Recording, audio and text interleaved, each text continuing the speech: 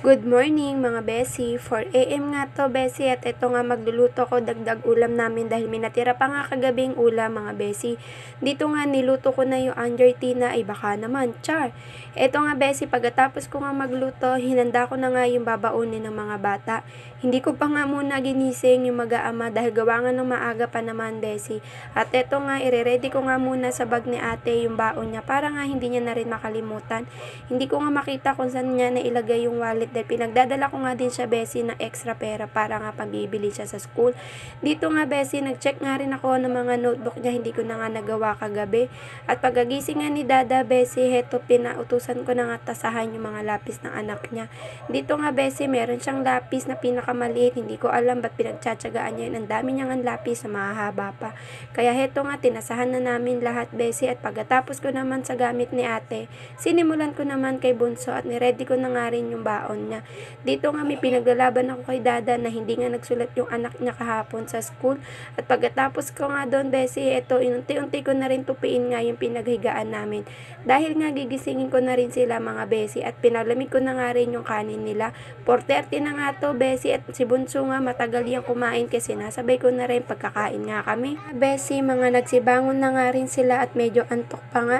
Hindi ko na nga rin napakita besi, nagsikain na nga kami ng almusal. Pagkakain nga pinagpahinga ko lang sandali. Pinaliguan ko na nga rin sila besi. Pagkaligo nga besi at eto nga ginayakan ko na nga yung buhok ni ate. Mas inuuna ko nga siyang ipitan kaysa kay Bunso. Dahil mas nauuna nga silang umalis ni dada besi dahil ang pasok nga ni ate ay 6 AM at si Bunso pa naman ay 6:30.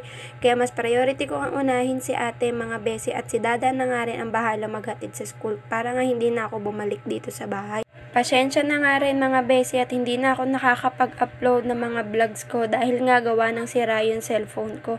At ngayon eto medyo okay naman na at nakakapag-touch back to content creator na nga tayo. Ay yay! Char! Dito nga besi, inaayusan ko na si Bunso dahil sandali lang naman din siya ipitan kasi nga gusto niya isang ipit lang. At binalikan ko na nga si ate mga besi at heto nga inayusan ko na nga dahil mamaya-maya lang aalis na nga sila ni dada. At heto nga't nakalimutan ko pa yung bimpo niya sa likod, Diyos me. Kaya binalikan ko na rin besi at binilisan ko na nga rin dahil mga oras na to, inaayos na nga rin ni dada yung gamit ni ate doon sa motor para nga mamaya ilaalis na nga lang sila. Siya nga una kong inaayusan besi dahil mas una nga silang umaalis sa amin at si dada na nga bahala sa kanya sa paghatid mga besi. Ang bilis nga lang talaga ng panahon mga besi. Heto nga may grade 1 ako at ngayong taon nga ay babaitang na nga siya ng grade 2. Hindi mo naman talaga asahan ng panahon mga besi at kay bilis-bilis nga lang. Sa susunod nga besi, mas matangkad pa to sa akin, char. Dito nga besi, natapos ko na nga siya at memedyasan ko na nga at siya na lang din magsasapatos mamaya sa sarili niya.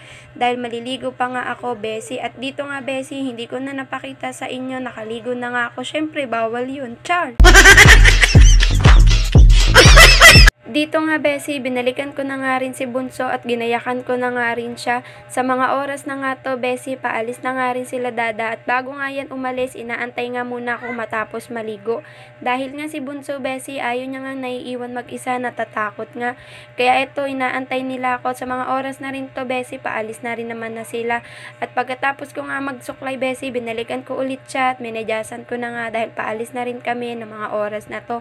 Dahil sandali lang naman din kami mga besi at pagkatapos ko nga eto nga nagche-check lang ako ng mga saksakan at baka nga minahugot mga besi, chine-check ko nga yan bago kami umalis.